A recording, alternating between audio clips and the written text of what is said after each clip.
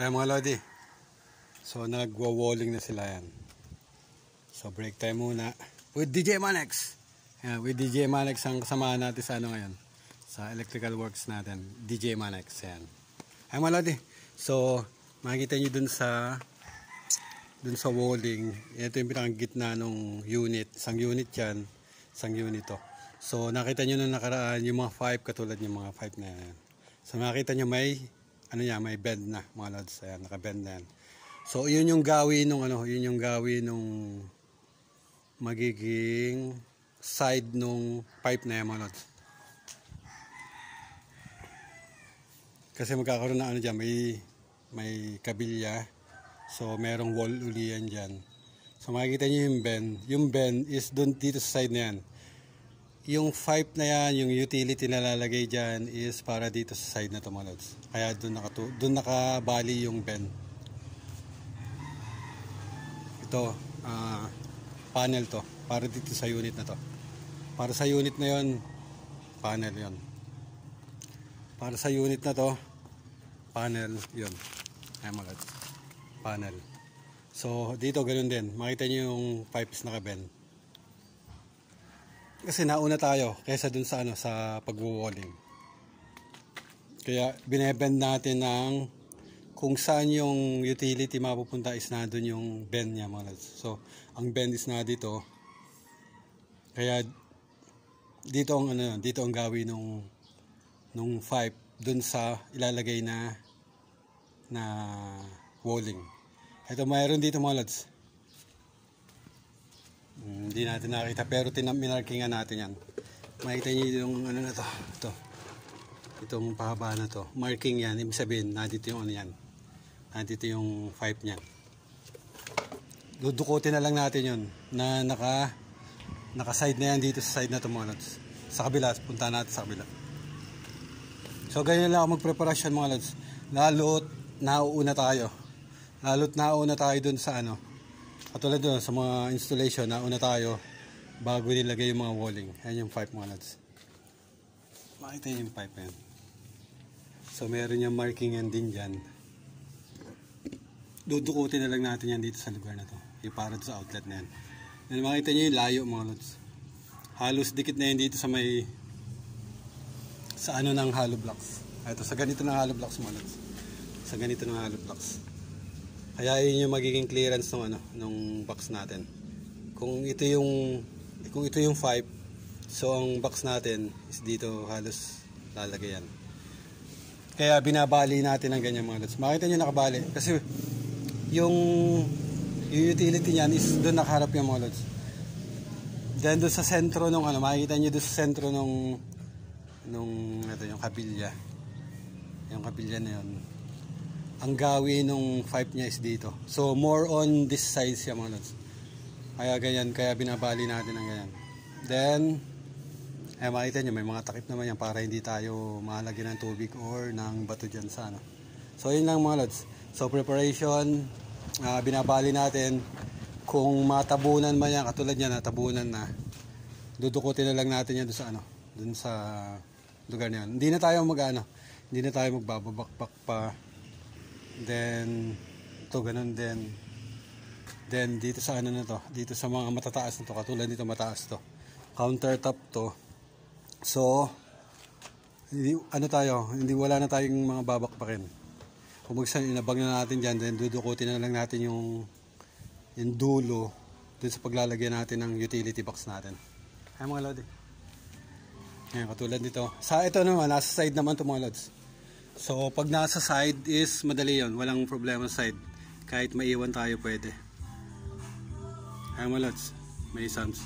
So baka to sa baka ma-copyright tayo mga lods. So ay mga lodi, so pag ito katulad dito is nasa side, walang problema. Nabakbak natin yan. Then hindi tayo mangangamba na may iwan yung natin, na may iwan yung pipe natin or yung box natin. So metal box yung gagamitin natin dito. Bali ang sukat nito is hindi ko na bali hanggang dito yung 16 niya.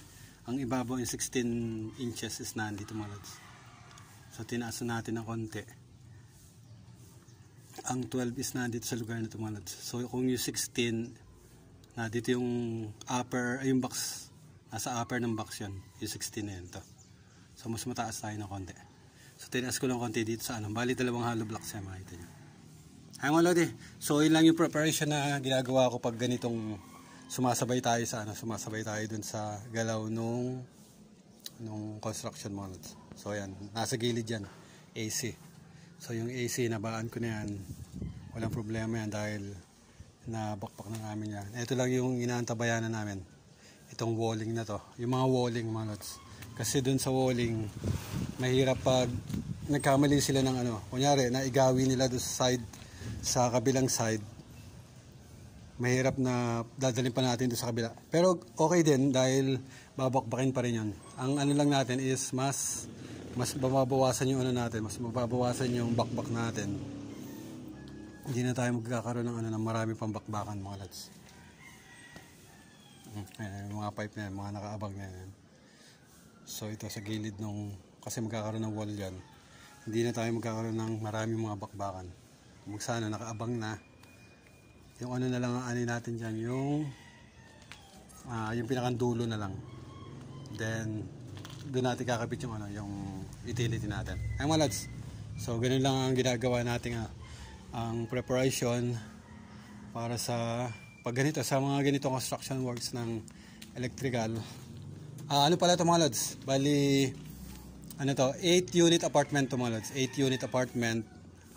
Ang panel nito ay siyam na panel mga lods. So, 5 panel dito sa baba, then 4 dito sa taas. So, yung 8 unit is 8 panel na yon. Then yung isang funnel is para dun sa perimeter nitong kabuuan ng bahay mga lods. Nitong kabuuan nitong mga unit mga lods. Kasi may may mga outlet and may mga ilaw yung facility na to. Kaya may sariling panel siya mga lods. Kaya 9 na panel yung gagamitin natin dito sa construction na to mga lods. So kaya mga lodi, so preparation lang, yun lang yung lagi natin ninantabayanan yung preparation nito. Ngayon, dito natin padadaanin yung main line natin. Makita nyo may mga main line dyan na 5. Na andito na yan mga lads. Ayun, katulad na yun. Sa kabila is, ayun. Yung dalawang half inch, punta yan doon mga lads. Para saan yan? Sa TV, then auxiliary ng TBN TBN internet. So may mga nakabang na TBN internet yan kada unit mga lads. So yung 5 na yon is doon yung mapupunta sa may pagpasok mga lads. So lahat ng magkakaroon ng entrance, internet or TV or kahit power is doon manggagaling kasi doon yung pinaka-entrance nito mga lads, doon sa lugar na yan. So andun yung pinaka-entrance lahat. So lalagyan natin ng mga 5 yan dito sa hilera na ito mga lads. So hintayin muna natin matapos itong mga waistline, yung mga piping. Then pag natabunan nila yan, maglalagay sila ng ng plastic, then ng mga rebar. Tsaka tayo maglalatag ng pipe natin. So dito lang natin iayos yung pipe natin mga lods. Diretso lang yan dyan. Ay mga lodi, so ganun lang. So wag nyo kakalimutan yung lahat na dito sa unit. Mostly naman kasi outlet yung mga nakalatag dyan sa mostly na outlet ang nakalatag dito sa flooring ng ground floor. Kaya yung lagi yung tatandaan na dapat ay andun na. Pagkatapos ng pag-flooring is wala na kayong mga idadagdag kasi andun na lahat. Katulad yung mga nakaabang na yan. Ay mga lodi, so yun yung discarding ginagawa ko. Doon sa pagdadaanan sa diskarte, kayo nang bahalang gumawa ng diskarte nun. Katulad nito kasi si architect ka nagsabi na dito padaanin lahat ng 5 na manggagaling sa unit. So dito natin padadaanin lahat sa hallway mga lads. Sa gitna tayo dadaan lahat. Kasi doon sa gilid niyan, kabilang gilid is water line ang ilalagay nila diyan. Kaya dito tayo sa gitna lahat. Ay mga lodi. So, ilang ang may i-share ko ngayon dito sa construction itong building na to. Then dun sa electrical works na ginagawa natin. With DJ Manex, ay si DJ Manex. Kasama ko si DJ Manex yan. Kasama natin sa Black Box Light and Sounds. Hi mga lads.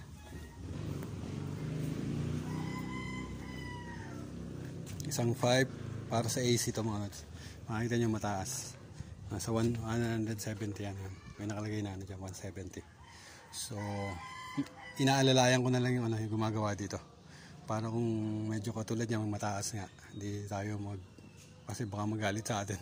Pinagkataasan pa natin paglalagay ng hollow blocks. Ay mga lads. Ayun, 110 para sa washing machine. 110 yan. Then dun sa countertop, may countertop dyan. Ito isa na to, countertop to. Kasi ano to, lababo to lugar na to. Countertop is 80 ang countertop. Then itatanong pa natin dun sa architect kasi ang tiles na ilalagay dun is baka 60 or 30. Tatanong natin kung 60 kung sa ibabaw pa ng tiles or dun sa loob ng tiles ilalagay yung outlet models. So yun ang ko-confirm muna natin. Basta nakaabang lang yung natin, yung 5 natin mga nakaabang na. Ayan, mga nakaabang na yung mga. So puro abang lang yung ginagawa natin dito sa dito sa ganito structure. Ay mga lote. Then after nito mag-walling, pag may mga wall na yan dyan, maglalagay na sila ng dyan, ng biga, ng beam, para doon sa slab mga lote yan dyan. Then isa-isay na nila yung paglagay ng slab, slab form nito, para doon sa second floor. So yun naman ang natin, susunod natin mga lote. So yan mga lote. So,